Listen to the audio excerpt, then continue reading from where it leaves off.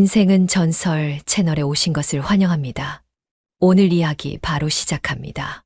왜 그녀는 앞치마 끈을 내 앞에서 풀었을까? 아무 말도 하지 않았고 눈빛조차 내게 주지 않았던 그녀였어요. 하지만 그날 조리대 앞에서 앞치마를 풀던 그 짧은 순간만큼은 분명 나를 향하고 있었죠. 분명히 실수라고 하기엔 동작이 너무도 느리고 또 조심스러웠거든요. 가슴께까지 끌어내린 끈을 매만지던 손끝이 망설이는 듯했어요. 순간적으로 그 손이 내 어깨를 스쳐갈지도 모른다는 생각에 숨을 참았고, 조리복 안에서 등줄기를 타고 흐르는 땀이 더운 것도 아닌데 식지 않더라고요. 그렇게 그녀는 아무 일 없다는 듯 다시 끈을 묶었고, 나는 이유를 알 수 없는 묘한 허탈감에 젖었습니다. 평생교육원 요리실습실. 서울 강서쪽에 있는 그곳은 원래 내가 와야 할 공간은 아니었어요. 대기업을 나와 2년 넘게 집에서 눈치만 보다 아내 권유로 억지로 등록했거든요. 요리는커녕 칼도 바르게 쥐지 못했는데 그날은 이상하게 일찍 도착했어요. 교실 구석에 먼저 와 있던 그녀를 본 건 그때였고요. 흰 셔츠에 검은 가디건, 그 위에 조리용 앞치마를 반쯤만 맨 채 앉아있는 그녀. 옆에 앉아도 되는지 묻는 내 말에 고개만 끄덕였던 그 표정. 지금도 잊히지 않네요. 윤상호 씨, 이거 양파 좀 썰어보세요. 반으로 갈라서요. 그녀의 목소리는 낮고 단정했어요. 수업 첫날 조 배정도 제대로 받기 전인데 선생님이 조를 짜라고 해서 우연히 같이 서게 된 거였죠.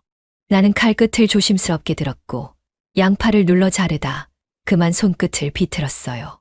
순간 그녀 손이 내 위로 덮쳐왔고 우리 둘의 손등이 그대로 겹쳤지요. 아주 잠깐, 정말 순간이었지만 그 온기, 그걸 내가 왜 아직도 기억하고 있는 걸까요? 칼은 이렇게 잡는 거예요. 여기 엄지랑 검지를 이렇게 고정해요. 그녀는 내 손을 직접 잡아주진 않았지만 자기 손가락을 내 앞에서 천천히 움직이며 알려줬어요. 그 동작 하나하나가 나에겐 너무 세밀하게 보였고 말도 안 되게 집중이 됐어요. 나는 도대체 왜 그랬던 걸까요? 그녀가 흐린 머리카락을 손등으로 쓸어 올릴 때, 가끔 입술을 다물며 생각할 때, 그런 사소한 동작들이 마음속 어딘가를 자꾸 긁고 들어오는 기분이었어요.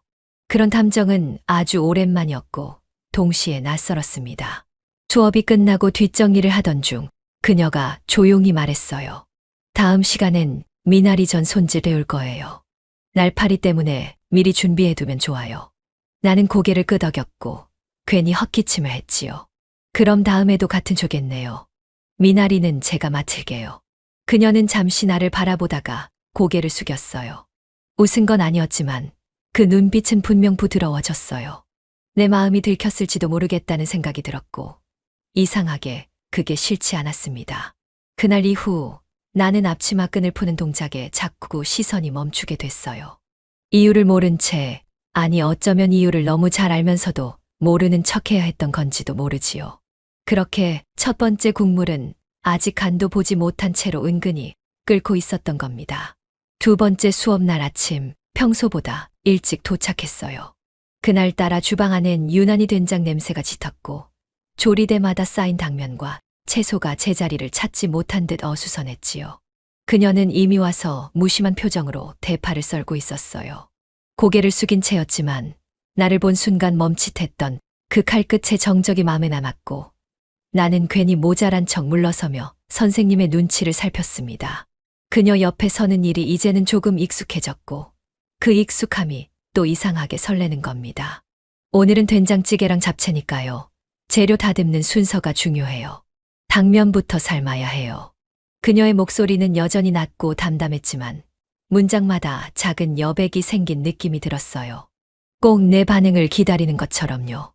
나는 고개를 끄덕이며 당면을 찬물에 불리기 시작했지요. 그녀가 대파와 양파를 순서대로 써는 동안 나는 옆에서 칼을 몇 번 바꾸어 들고 고민했어요. 사실 칼질은 여전히 서툴렀고 그런 내 손을 보고 그녀가 잠시 웃더라고요. 잘하셨어요.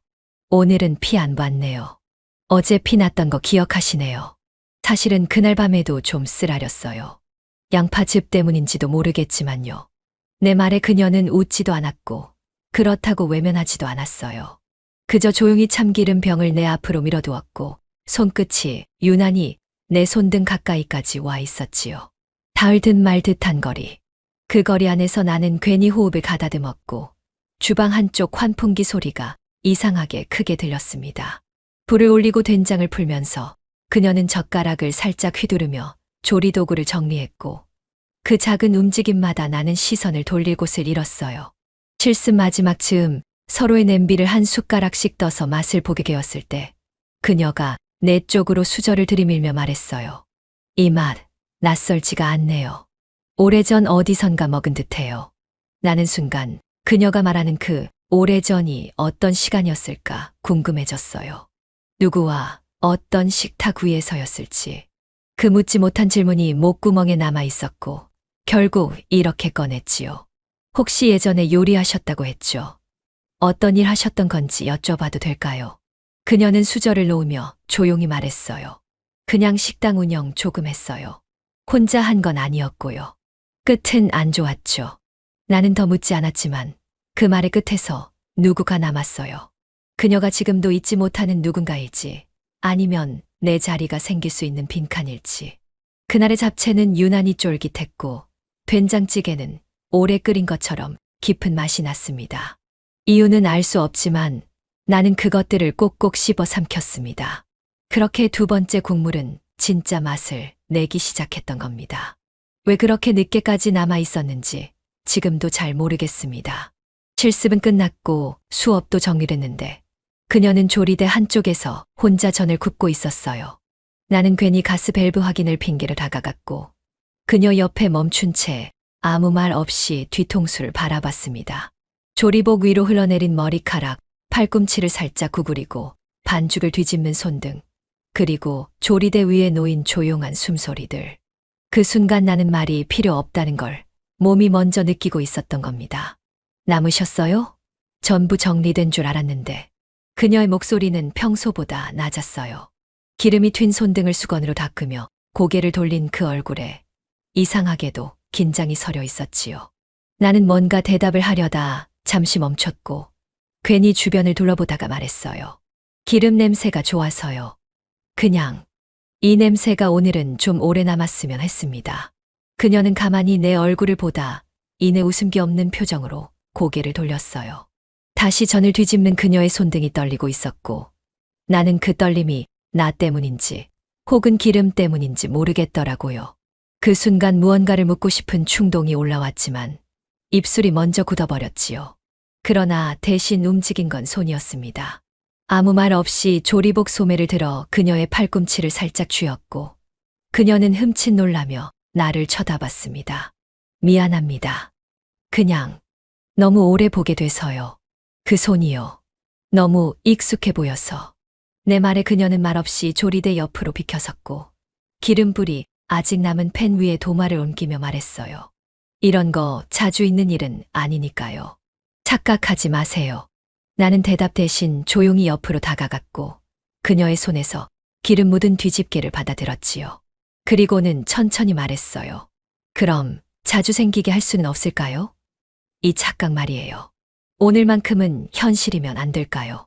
그녀가 입술을 열듯 말듯 망설이다가 고개를 숙였어요. 그리고 한 발 물러서며 조리복 끈을 풀었지요. 천천히 아주 조용하게.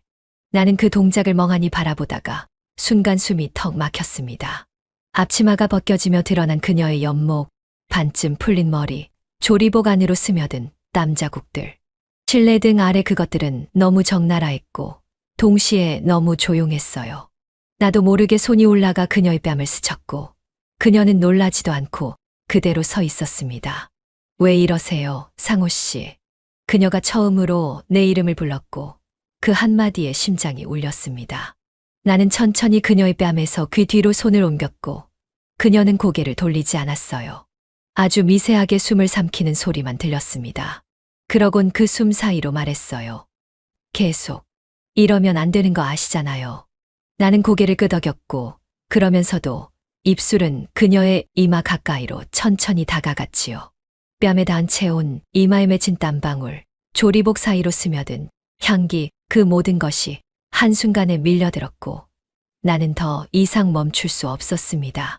그녀는 내 품 안으로 들어오지 않았지만 등 뒤로 벽에 손을 짚으며 스스로를 지탱했어요. 그 자세로 우리는 너무 가까워졌고 너무 조용했지요. 상호 씨, 여기선 안 돼요. 그녀의 속삭임은 말리는 듯 하면서도 떠밀고 있었어요. 나는 눈을 감고 조리복 사이로 들어오는 체온을 느꼈습니다. 그녀의 팔이 내 허리를 스치고 숨결이 내 턱선에 닿았을 때 우리는 같은 속도로 숨을 들이마시고 있었어요. 그렇게 한참 움직이지 않은 채 서 있었지요. 그리고 아주 조용하게 그녀의 입술이 내 턱에 닿았어요. 말 대신 온기를 남긴 채 천천히. 나는 그제야 알았어요. 이건 착각이 아니라는 걸요. 그리고 오늘이 끝나면 이 순간도 어쩌면 다시 조리대 너머로 돌아가야 한다는 걸요. 그래서 더 오래 기억하고 싶었어요. 그 순간만큼은 그녀도 나처럼 원하고 있다는 것을요. 그녀의 눈이 내 눈을 마주한 채 감겼고 나도 천천히 고개를 숙였습니다. 그렇게 조리복 사이로 숨소리와 체온이 하나가 되었지요. 그리고 아무도 없는 주방에서 우리는 처음으로 선을 넘었습니다. 그날 이후 그녀는 다시 조리대의 중심이 되었죠.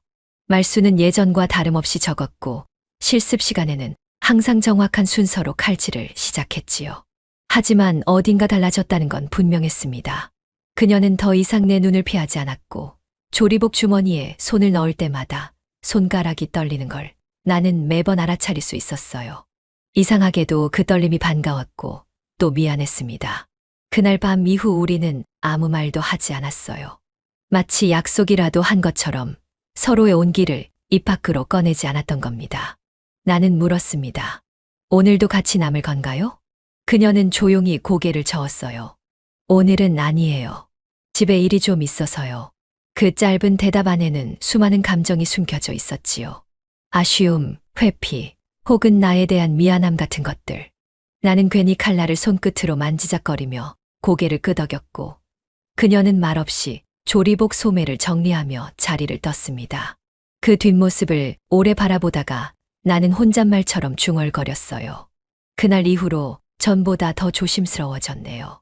실습 시간이 끝난 뒤 전체 수강생을 대상으로 조별 발표가 있었어요.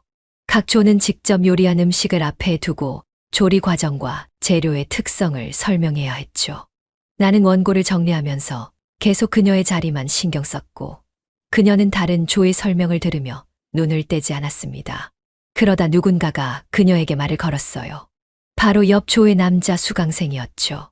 최미령 씨, 혹시 시간 나시면 다음 주에 같이 장 보실래요? 조별 요리에 필요한 재료 고르려면 둘이 가는 게 낫다고 생각해서요. 그녀는 잠깐 당황한 듯 눈을 깜빡였고 고개를 돌려 나를 흘끗 바라봤어요. 그 눈빛은 단순한 반사 같기도 했고 무언가를 확인하는 것 같기도 했습니다. 나는 일부러 시선을 피하며 종이에 펜을 굴렸고 그녀는 조용히 대답했어요. 생각해 볼게요. 그 짧은 문장이 내 머릿속을 오래 맴돌았습니다. 왜 바로 거절하지 않았을까? 왜 나를 먼저 바라봤을까? 아니, 왜 하필 오늘 그런 질문이 나왔을까? 아무것도 아닌 대화 하나가 이렇게 가슴을 불편하게 만들 줄은 몰랐지요. 나는 일부러 발표가 끝나자마자 교실을 빠져나왔고 복도 한쪽에서 혼자 서성였습니다. 그리고 문득 그녀가 다가왔어요. 말없이 내 옆에 섰고 잠시 후 나지막한 목소리로 말했지요. 미안해요. 일부러 그런 게 아니었어요. 그냥 아무렇지 않은 척하고 싶었거든요. 나는 고개를 끄덕였지만 목이 메어 대답이 늦었어요. 그러다 겨우 입을 열었지요. 아무렇지 않다는 게 우리 사이에 가장 어색한 말일지도 몰라요. 그녀는 조용히 웃었고 그 웃음 안엔 다 말하지 못한 이야기들이 숨어 있었어요. 그렇게 우리는 아무 말 없이 나란히 복도를 걸었고 서로의 손끝은 닿을 듯 말 듯한 거리를 유지한 채 움직였습니다. 어쩌면 그 거리 안에 우리가 지켜야 할 선이 있었던 건지도 모르지요. 그날 이후 나는 처음으로 누군가와 거리를 계산하며 숨쉬는 법을 배웠습니다. 그렇게 조리대 너머로 물러선 그녀의 눈빛은 더 이상 예전과 같지 않았습니다. 그리고 나 역시 더 이상 예전의 내가 아니게 되었던 겁니다. 그날은 실습 과제가 없던 평일 저녁이었어요. 수업 외 시간에 주방을 사용하는 건 허용되지 않았지만 강사님이 잠시 외출 중이라 내부는 비어 있었지요. 나는 조리복을 입은 채 미리 약속한 대로 재료를 챙겨갔고 그녀는 이미 와 있었습니다. 검은 머리를 질끈 묶은 모습, 소매를 거둔 팔뚝, 그리고 무심히 앞치마를 조이며 선 그녀. 그런데 그날따라 유난히 숨이 막혔습니다. 조명이 어둡지도 않았는데 그녀의 그림자는 유독 길게 늘어졌고 나도 모르게 그녀의 등 뒤에서 발걸음을 멈추었지요. 이따가 잡채부터 할까요? 그녀가 말했어요. 나는 조용히 고개를 끄덕였고 물을 올리며 당면을 푼 그녀의 손을 바라보았지요. 아무렇지도 않게 보였지만 나는 그 손끝의 움직임에서 어딘가 서툰 떨림을 느꼈어요. 물이 끓기 시작했고 김이 허공에 피어오르던 그 순간 내 손이 먼저 움직였습니다. 그녀의 허리께로 조심스럽게 다가간 손, 조리복 천 너머의 온기, 그리고 몸을 살짝 움찔하는 그녀의 반응. 그런데 등 돌린 채 그녀가 낮게 말했지요. 오늘은 괜찮아요. 그 말을 신호로 착각해선 안 된다는 걸 알면서도 나는 등 뒤 그녀의 어깨에 이마를 살며시 기댔습니다. 조리복에 스민 전분 냄새, 김치 양념의 자극, 그리고 그녀의 체온. 모든 게 섞여 있었지만 오직 그녀만 느껴졌지요. 아직 시간은 있어요. 누구도 오지 않을 거예요. 그녀의 말은 뒷부분으로 갈수록 흐릿해졌고 나는 조심스럽게 그녀를 돌아보게 했습니다. 얼굴을 가린 앞치마, 천천히 매듭을 푸는 손. 춤죽이며 바라보던 그 손끝이 드러낸 목선은 숨이 막힐 만큼 하얗고 가느다랬어요. 상호 씨, 조리복 좀 벗어주세요. 기름 튈 거예요. 농담처럼 들렸지만 나는 웃지 못했어요. 오히려 천천히 손을 들어 조리복 단추 하나하나를 풀었습니다. 그녀는 손에 묻은 물기를 앞치마로 닦으며 내 움직임을 지켜보았지요. 그러다 내가 마지막 단추를 풀었을 때 그녀가 내 셔츠 깃을 잡고 살짝 당겼습니다. 입술이 닿을 듯한 거리. 숨결과 함께 스치는 그 눈빛. 나는 더는 참지 않았고 그 입술에 조심스레 입을 맞췄습니다. 아주 살짝, 아주 짧게. 그러나 두 번째는 깊었고 세 번째는 더 이상 셀 수 없었습니다. 조리대 한쪽 그녀가 등으로 나를 밀며 기댄 채 속삭였어요. 여기서 정말 괜찮겠어요? 나는 대답 대신 그녀의 허리를 감았고 조리복 아래로 손을 밀어 넣었습니다. 조심스레 그러나 망설임 없이 그녀의 손이 내 손을 덮었고 그 손끝이 떨리고 있었어요. 숨결이 어깨에 닿고 그녀의 입술이 귀에 가까워졌을 때 우리는 더 이상 요리를 하지 않았습니다. 밀가루가 묻은 조리도구, 끓는 물, 어중간하게 놓인 냄비. 모든 것이 멈춘 채 오직 우리 둘의 체온만이 실내를 채우고 있었어요. 그녀의 다리 사이로 내 무릎이 들어섰고 두 손이 허리를 지나 등으로 올라갔어요. 조리복이 밀려 올라가며 드러난 허리선, 속옷끈에 스친 손가락, 그리고 숨죽이며 느껴지는 그녀의 맥박. 그녀가 내 목덜미를 감싸며 말했어요.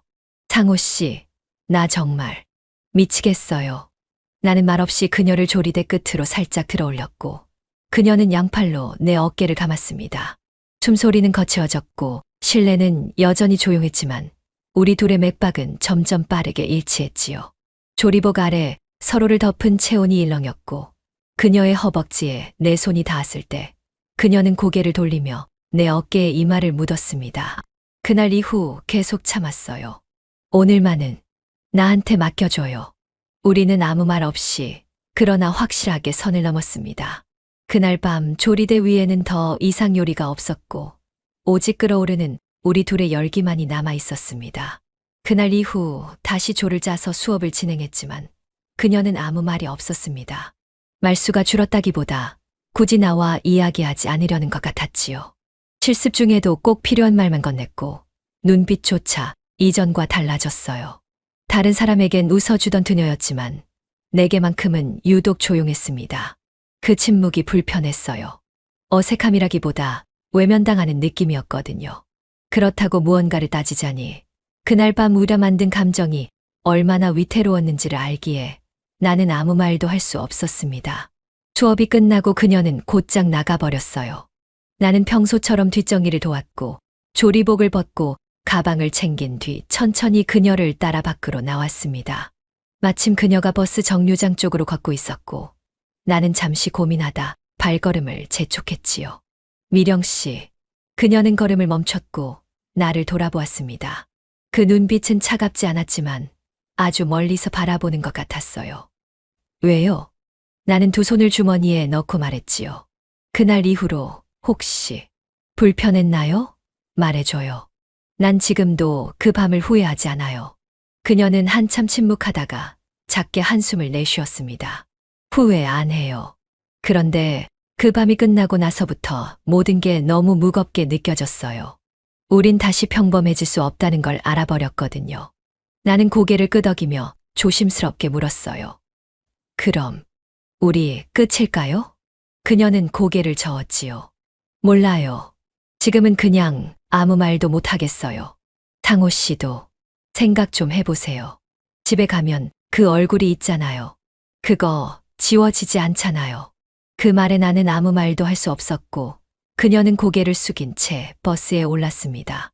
창 너머로 그녀의 옆모습이 보였고 나는 한참을 그 자리에 서 있었습니다. 그렇게 그날 이후로 나는 처음으로 혼자 집 근처를 걷기 시작했지요.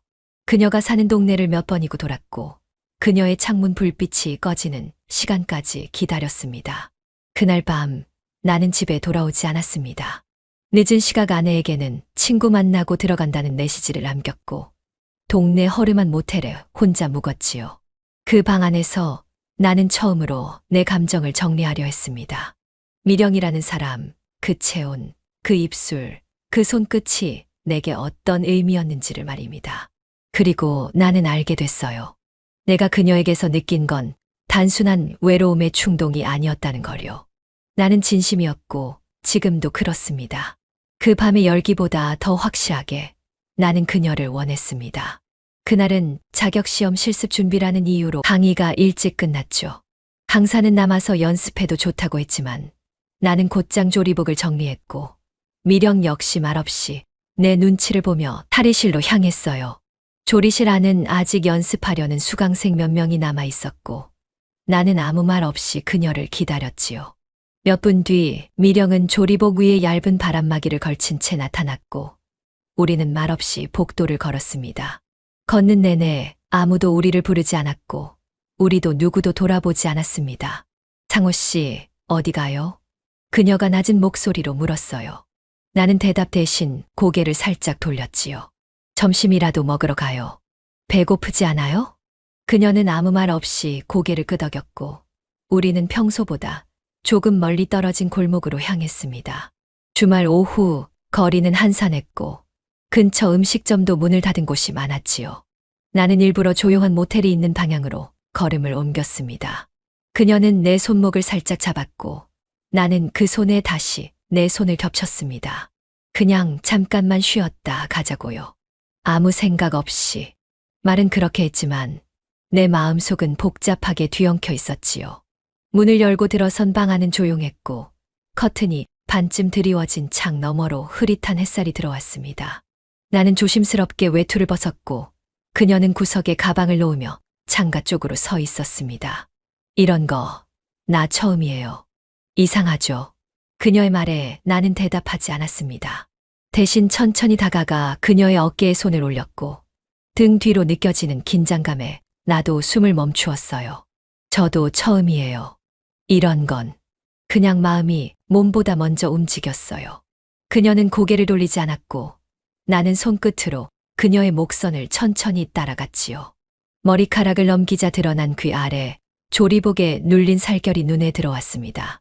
조심스레 입술을 갖다 댔고 그녀는 아주 작게 숨을 들이마셨어요. 상호 씨, 나는 입술을 떼지 않은 채 그녀를 끌어당겼습니다.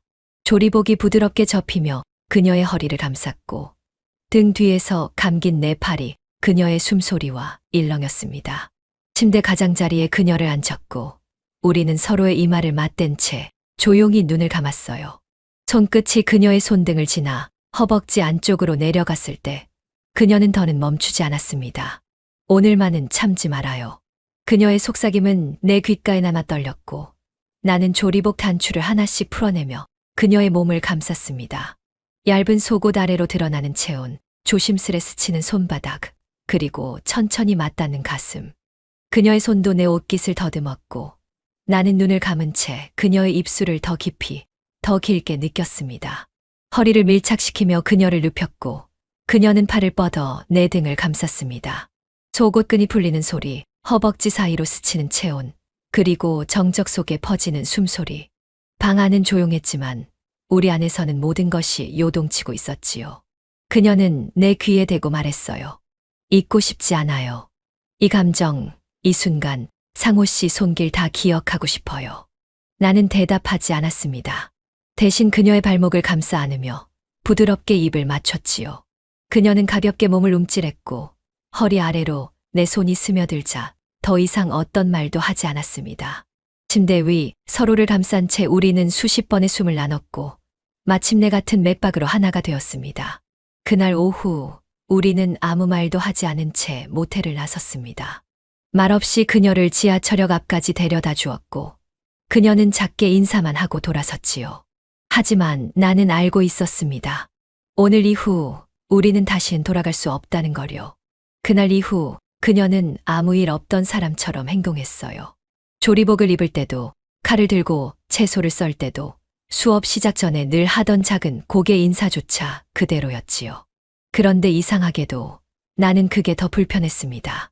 아무 일도 없었다는 듯한 그 평온한 태도가 마치 우리 사이에 어떤 기억도 남기지 않았다는 듯 보여서요.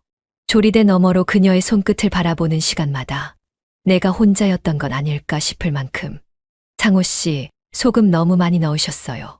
그녀의 지적에 고개를 끄덕이며 나는 말없이 냄비를 들었습니다. 실수였는지 일부러였는지는 나도 잘 모르겠어요. 단지 그녀가 다시 내 요리에 손을 댄 그 순간만큼은 숨을 멈추고 있었던 것 같았지요. 그녀의 손등이 나의 팔에 닿을 때마다 우리는 어제보다 조금 더 멀어져 있다는 걸 서로 알면서도 아무 말도 하지 않았습니다. 수업이 끝나고 나서 다른 수강생 하나가 나에게 슬쩍 다가왔습니다. 윤 선생님, 혹시 최미령 씨랑 요즘 자주 함께 하시죠? 그 말에 나는 얼굴을 들지 못했어요. 아니라고 부정하면 거짓말 같았고 그렇다고 고개를 끄덕이자니 너무 노골적이었지요. 그냥 조짝이라서요.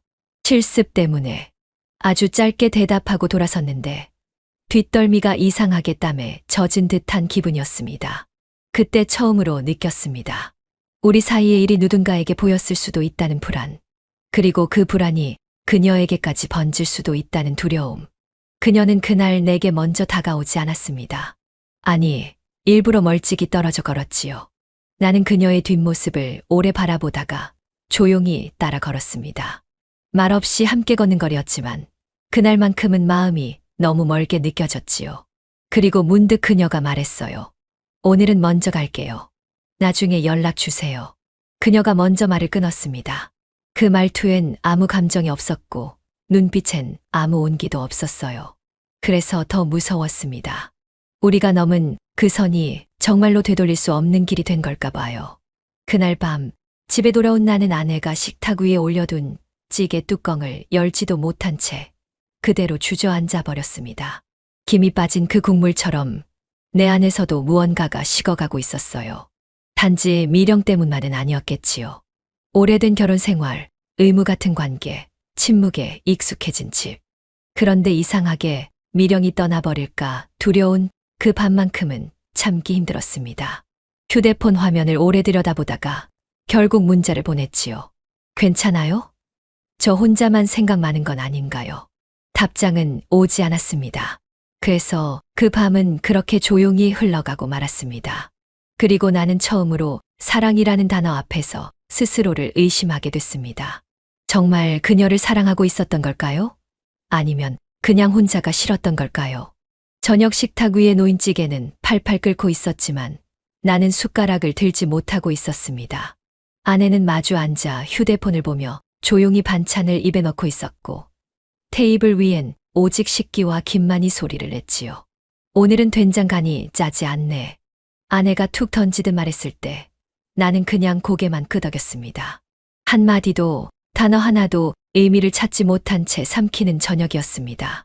요즘 왜 그렇게 늦어요? 교육이 그렇게 늦게 끝나? 아내는 여전히 눈을 떼지 않은 채 물었고 나는 그 질문을 몇 초간 씹었습니다. 그리고 아주 천천히 입을 열었지요. 오늘까지만 할게. 거짓말. 그녀는 그제야 눈을 들었습니다. 무슨 소리야? 오늘까지만 거짓말하면서 살게. 그동안 미안했어. 근데 이제 그만하자. 우리 그만 살자.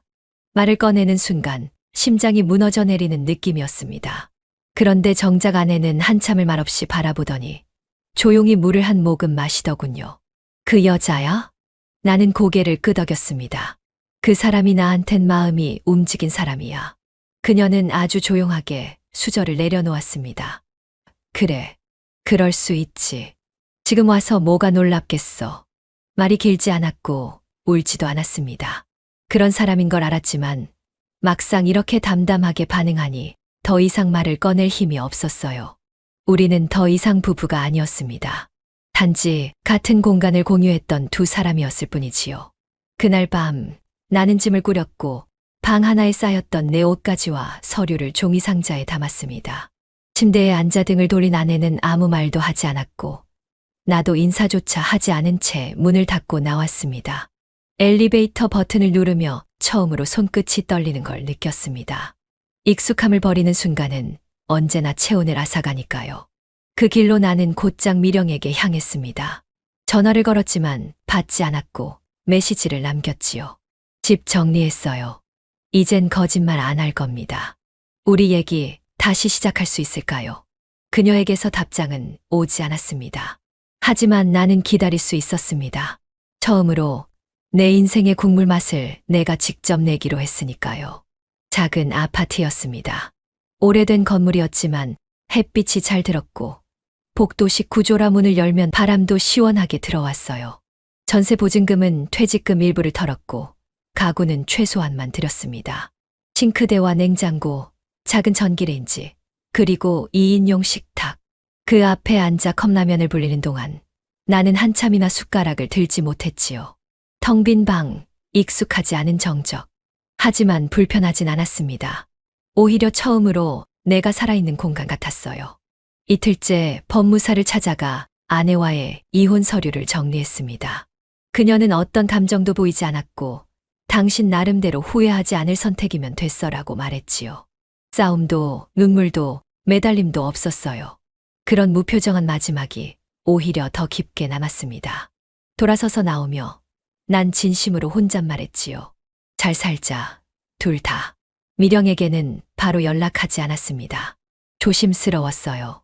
나만 정리했다고 해서 그녀까지 마음을 열 준비가 된 건 아니었으니까요. 대신 혼자 식당 자리를 알아봤습니다. 평생교육원 인근 골목 끝에 오래된 가게가 하나 있더군요. 철문은 낡았지만 유리창은 넓었고 내부엔 예전에 식당을 했던 흔적이 남아 있었어요. 기름때 낀 가스레인지, 눌러붙은 타일 바닥. 이상하게 정이 갔습니다. 여기 계약하고 싶습니다. 부동산에 말하고 나오는 길, 나는 한참을 그 골목을 걸었습니다.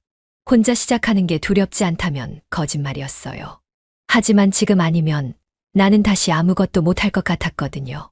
며칠 뒤 미령에게 전화를 걸었지만 받지 않았습니다. 그래서 문자로 보냈지요. 식당 자리를 구했어요. 아직은 혼자지만 언젠가 같이 하고 싶다는 마음이 있다면 그땐 말해주세요. 기다릴게요. 답장은 그날 밤 늦게 도착했습니다. 거기 가봤어요. 나무 냄새 좋더군요. 그런데 상호 씨 정말 혼자 할 수 있겠어요? 그 한 문장을 몇 번이나 다시 읽었는지 몰라요. 짧지만 그 안에는 그녀가 완전히 등을 돌리지는 않았다는 희망이 있었거든요. 나는 다시 손에 잡히는 걸 정리하기 시작했습니다. 낡은 주방 기구, 메뉴판, 재료 리스트 그리고 그녀와 나란히 설날을 상상하며 말이지요. 불은 꺼져 있었지만 냄비는 이제 막 따뜻해지고 있었습니다. 익히기 시작하려면 누군가 옆에 있어야 하겠지요. 미림도 없었어요. 그런 무표정한 마지막이 오히려 더 깊게 남았습니다. 골목 끝 낡은 식당 안에서 나는 매일 아침 첫 커피를 끓였어요. 아직은 손님도 없고 공사도 시작되지 않은 상태였지만 그 작은 공간을 내 손으로 정돈해 나가는 일이 참 의미 있게 느껴졌습니다. 먼지를 털고 타일을 닦고 오래된 가스렌지를 분해하고 닦다 보면 하루가 금방 지나갔어요. 그 고요한 시간 속에서 나는 매일 미령을 떠올렸습니다. 어느 날 오후 그녀가 문을 열고 들어왔습니다. 밝은 햇살에 실루엣이 비쳤고 나는 먼지를 닦던 손을 멈췄지요. 그녀는 말없이 안으로 걸어 들어왔고 아무 말도 없이 조리대를 천천히 바라보다 말했습니다. 이 공간 오래된 기름 냄새랑 이상하게 어울리네요. 나는 천천히 웃었지요. 기름 냄새가 아니라 시간이 쌓인 냄새예요. 나쁜 건 아니라고 생각해요. 그녀는 고개를 끄덕이며 조리대 위에 손을 올렸습니다. 이걸 정말 혼자 하려고요? 요리는 해본 적도 없잖아요. 그러니까 같이 하자는 거예요. 나는 조심스럽게 그녀를 바라봤습니다. 내가 요리를 못하면 당신이 하면 되잖아요. 나는 계산하고 정리하고 당신은 맛을 책임지고 어때요? 그런 식당. 그녀는 조용히 고개를 돌렸습니다. 창밖으로 시선을 흘리던 그녀는 마치 혼잣말처럼 중얼였지요. 나 누군가랑 뭔가를 같이 해본 지 너무 오래됐어요. 실패했던 기억이 자꾸 발목을 잡아요. 나도 마찬가지예요. 실패는 겪어봐야 아는 거니까요. 하지만 이번엔 우리가 같이 시작하면 어떨까요? 그녀는 한참을 말없이 있다가 조리대 위 손끝을 천천히 쓸며 말했어요. 당신 옆에 서고 싶어서가 아니라 같이 걷고 싶어서예요. 그 말 나중에 후회하지 않을 거죠. 나는 고개를 끄덕였습니다. 절대 후회 안 해요. 난 지금 이 말을 하려고 여기까지 온 거예요. 그녀는 고개를 살짝 숙이며 웃었고 손끝으로 내 손을 살짝 감쌌습니다. 아주 조심스럽게 그리고 따뜻하게. 그 순간 낡은 조리대 위에 두 사람의 그림자가 나란히 포개졌습니다. 식당은 아직 열리지 않았지만 그날 우리는 마음의 문을 살짝 열었지요. 아주 조금씩 그러나 확실하게. 식당의 이름은 오래 고민하지 않았습니다. 이만 너무 단순했지만 미령은 그게 좋다고 했지요. 사람들이 뭐라고 부르든 자기들 입맛에 맞으면 다시 오게 돼요. 이름은 가볍게 가요. 그녀의 말에 나도 고개를 끄덕였습니다. 그렇게 우리 둘의 식당 간판이 제작됐고 메뉴판 초안과 로고도 함께 손보기 시작했습니다. 메뉴는 단출했습니다. 국수, 제육덮밥, 잡채, 된장찌개 우리가 평생 해왔던 것, 그리고 가장 잘할 수 있는 것들로만요. 하루는 소스 배합을 놓고 다퉜어요. 나는 약간 달게 했고 미령은 매운맛을 강조했지요.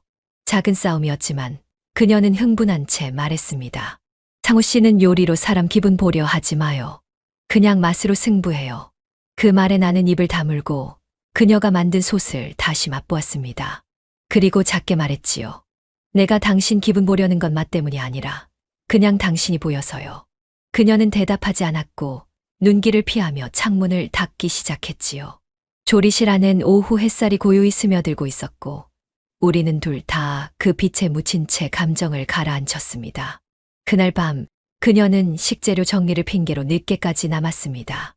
나도 모르게 자리를 함께했고 어느새 둘은 가게 불을 모두 끈 채 조리실에 나란히 서 있었습니다.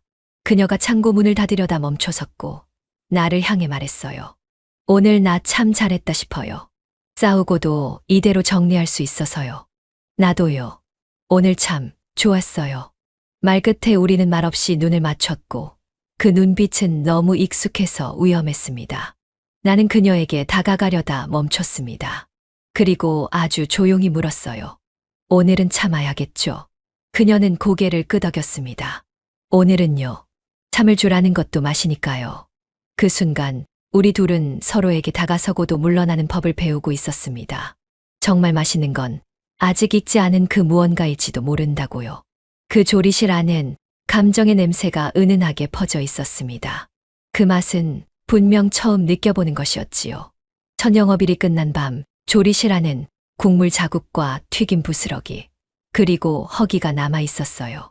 우리는 말없이 의자에 앉아 있었고 그날 들어온 첫 매출이 든 현금통을 함께 정산했지요. 어떻게 이걸로 버텨요? 그녀는 숫자에 익숙하지 않은 손으로 계산기를 두드렸고 나는 웃으며 말했어요. 처음이잖아요.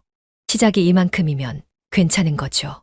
미령은 고개를 끄덕였고 조용히 계산기를 내려놓았습니다. 그래요. 나쁘지 않네요. 손님 반응도 좋았고 그녀는 한동안 아무 말 없이 고개를 숙이고 앉아 있다가 갑자기 일어섰어요. 뒷문 환기 좀 시키게요. 조리실 뒤쪽 작은 창문이 있는 뒷공간은 그날 하루 내내 열리지 않았습니다. 미령이 문을 열자마자 차가운 공기가 스며들었고 나는 본능적으로 그녀의 뒤를 따랐어요. 그녀는 벽에 기대어 눈을 감고 있었고 숨을 깊이 들이쉬더군요. 그 모습이 유난히 낯설고 이상하게 가깝게 느껴졌습니다. 나는 문을 닫고 조용히 그녀에게 다가갔습니다. 오늘 참 고생 많았어요. 그녀는 고개를 돌리지 않았고 아주 작게 중얼였지요. 오늘 하루 생각보다 힘들지 않았어요. 당신 옆이라서 그런다 봐요. 그 말이 문장 하나가 나를 움직이게 했습니다.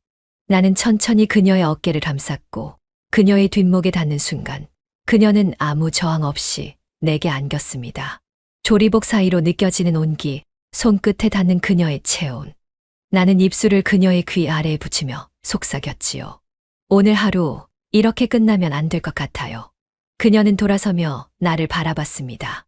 얼굴엔 땀이 조금 맺혀 있었고 눈동자는 촉촉하게 흔들렸지요. 상호 씨, 나는 더 말하지 않았습니다. 대신 그녀의 얼굴을 감싸 안았고 입술을 맞췄습니다. 이번엔 짧지도 머뭇대지도 않았습니다. 숨이 엉켜들어왔고 그녀의 손이 내 등 위를 타고 내려왔습니다. 그녀는 내 셔츠 단추를 천천히 풀었고 나는 조리복 끈을 느슨하게 풀어내며 그녀의 허리를 끌어당겼습니다. 뒷공간에는 작은 싱크대와 조리대 하나, 그리고 좁은 의자가 있었어요. 그녀를 앉히자 그녀는 허벅지를 오므리며 조심스럽게 내 목을 감싸 안았지요. 지금 이 순간 기억하고 싶어요. 그 말과 함께 우리는 체온을 나눴습니다. 조리복이 천천히 흘러내리고 속옷이 어깨를 따라 미끄러지며 떨어졌습니다. 그녀의 몸은 식당의 낮과는 다른 숨소리를 품었고 나는 그 온기를 입술로 따라 내려갔습니다. 그녀는 손끝으로 내 머리를 감싸며 단 한 번도 시선을 피하지 않았어요. 처음이 아니잖아요. 그런데 왜 이렇게 떨려요? 나는 숨을 고르며 말했지요. 처음 같아서 그래요. 당신이 오늘은 더 가까워 보여서. 우리는 천천히, 아주 천천히 서로를 안았고 손끝과 입술, 허리와 등, 발목과 목선까지 감각이 닿는 모든 곳에 확신을 남겼습니다. 더는 참지 않았고 더는 미루지 않았습니다. 뒷문 너머로 바람이 지나갔지만 그 안쪽 공간은 아직도 뜨거웠습니다. 그날 밤 식당의 불은 꺼졌지만 우리는 한참을 그 공간에 남아 있었습니다. 서로를 바라보는 눈빛에 더는 질문이 없었고 조리복에 남은 그녀의 체온은 내 손끝까지 스며들어 있었습니다. 점심시간을 간 넘긴 식당엔 더운 김이 자욱하게 퍼져 있었습니다. 손님들이 물러간 자리에 남은 건 식은 밥과 젖은 국자, 그리고 말없이 일하는 우리 두 사람이었지요. 미령은 한쪽 구석에서 조리대 정리를 하며 물기를 털어냈고 나는 의자들을 들고 바닥을 닦고 있었습니다. 둘 사이엔 별말이 없었지만 그 침묵이 어색하진 않았습니다. 오히려 오래된 부부처럼 느껴졌지요. 그녀가 조리복 앞섭을 털며 말했습니다. 오늘 손님 중에 국수 다 남기고 간 사람 있었죠. 나는 걸레를 짜며 고개를 끄덕였어요. 그래요. 양이 많았던 걸까요? 아니면 입맛에 안 맞았나? 간을 조금 바꿔볼까 봐요. 감칠맛을 더 주던가, 간장을 줄이던가. 그녀는 조리대에 손을 얹고 한참을 고민하듯 말했고 나는 고개를 끄덕이며 말했지요. 좋아요. 바꿔봐요. 오늘 저녁에 다시 끓여보면 되겠네요. 그 짧은 대화 속에도 알 수 있었어요. 그녀는 쉬지 않고 더 나은 맛을 고민하고 있었고 나는 그 변화에 맞춰 움직이고 싶었습니다. 그것이 사랑이든 아니든 간에 그 흐름 속에서 내 자리를 찾는 느낌이었어요. 점심 장사가 끝난 오후 우리는 나란히 앉아 늦은 식사를 했습니다. 식은 밥에 된장찌개, 잡채 몇 점. 특별할 것 없는 메뉴였지만 함께 먹는 식탁은 이상하게도 편안했어요. 미령이 조용히 밥을 뜨며 말했습니다. 이상하게 익숙해요. 당신이랑 이렇게 밥 먹는 게. 나는 숟가락을 내려놓고 조용히 말했지요. 난 오히려 이런 시간이 낯설어요. 이게 처음이라서 그런가. 그녀는 고개를 숙이며 웃었습니다. 그런데 이상하지 않아요? 식은 밥인데도 마음은 따뜻하네요. 그 말에 나도 미소를 지었고 우리는 함께 찌개를 나눠 먹었습니다. 이날의 대화는 특별한 것도 큰 사건도 없었지만 그 조용한 온기 안에 우리는 알게 되었지요. 우리가 끓이고 있는 것은 단지 국물이 아니라 서로를 조금씩 데우는 마음이라는 것을요. 그리고 그 밤 조리실의 불은 아직 꺼지지 않았습니다. 그건 아직 타야 할 것이 남아있다는 뜻이었습니다. 식은 밥에도 남는 마음이 있었으니까요. 그날 밤 식당은 마지막 조명이 꺼지기 직전이었습니다. 정리된 홀, 젖은 행주, 조리실 안에서 울리는 물 떨어지는 소리. 미령은 조리복 끈을 풀어 조용히 벗었고 나는 홀 테이블 위에 놓인 카운터 장부를 닫으며 그녀를 바라봤습니다. 말은 없었지만 그날 하루가 우리 사이에 남긴 감정은 충분히 농축되어 있었지요. 오늘 유난히 조용했네요. 내가 말하자 그녀는 천천히 고개를 끄덕였습니다. 말이 많으면 맛이 줄어들잖아요. 그 말에 나는 피식 웃었고 그녀는 맨살로 드러난 손목을 천천히 주물렀습니다. 긴 하루 동안 칼과 국자를 쥐었던 흔적이 남아 있었지요. 나는 그녀에게 다가가 조심스레 그 손을 감싸며 말했습니다. 많이 아파요? 그녀는 고개를 저었습니다. 그냥 오늘은 손끝이 민감해요. 묘하게요. 그 손끝에서 전해지는 감각은 고요하게 번졌고 나는 그녀를 조리대 쪽으로 천천히 이끌었습니다. 그녀는 저항하지 않았고 오히려 먼저 내 손을 잡아 끌어 조리대 앞에 멈춰 섰습니다. 여기서 한 번쯤 불 지펴도 되겠죠. 그녀의 말은 낮았고 입술은 아주 가깝게 다가와 있었습니다. 나는 말없이 고개를 끄덕였고 그녀는 두 팔을 내 목에 감았지요. 입술이 닿았고 숨결은 조리실 안의 온도를 바꿔놓았습니다. 그녀의 손이 내 셔츠를 풀어내기 시작했고 나는 그녀의 허리를 감싸 조심스레 조리대 위에 올려 앉혔습니다. 그곳은 고기와 야채, 양념과 칼이 오갔던 작업대였지만 지금은 체온과 감정, 오래 참아왔던 불이 오르기 시작한 장소였습니다. 그녀의 허벅지가 내 허리에 닿았고 조리복 아래 얇은 속옷이 살결을 타고 내려갔습니다. 상호 씨, 이건 단순한 외로움 아니에요. 나는 입술로 그녀의 말끝을 덮었고 두 팔로 그녀를 끌어당기며 조리대 위에서 완전히 마주했습니다. 숨소리는 깊어졌고 그녀는 등을 젖히며 목선을 드러냈지요. 하루 종일 지금 이 순간까지 기다렸어요. 나는 그녀의 등에 입을 맞추며 속삭였습니다. 그녀는 조리대 위에서 나를 감싸며 속삭였어요. 익혀주세요. 오늘은 오래 끓여도 돼요. 손끝은 등을 타고 허리로, 엉덩이로 내려갔고 서로의 숨이 맞물리는 동안 조리실엔 그릇 하나 깨지는 소리조차 없었습니다. 그저 뜨거운 온기와 젖은 감촉, 서로의 이름을 낮게 부르며 엉켜드는 소리만이 남아 있었지요. 그날 밤 식당의 마지막 불은 조리대 위 두 사람의 체온으로 천천히 그러나 확실하게 타올랐습니다. 그리고 우리는 알았습니다. 이제 어떤 일이 있더라도 우린 이미 서로를 완성한 요리처럼 받아들이고 있다는 걸요.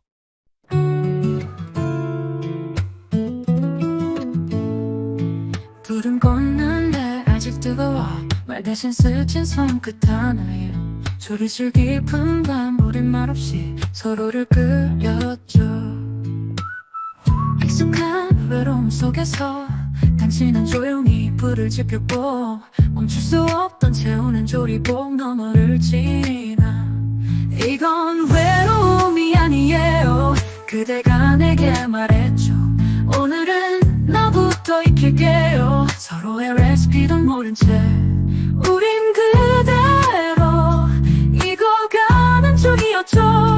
앞치마 풀리던 그 순간 이름도 과거도 있고 당신의 숨결로 나는 다시 살아났어요.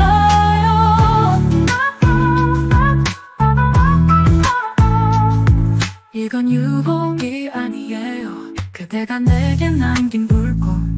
오늘은 너부터 끓여줘요. 식당 불 꺼진 새벽 우린 아직 익어가는 중이었죠.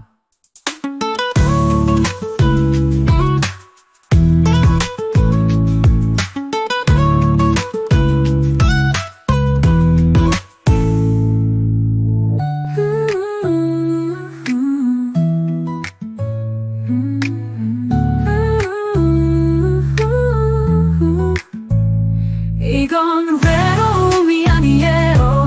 그대가 내게 말했죠. 오늘은 나부터 끓여줘요. 식당 불 꺼진 새벽 우린 아직 익어가는 중이었죠. 앞치마 풀리던 그 순간 이름도 과거도 있고 당신의 숨결로 나는 다시 살아났어요.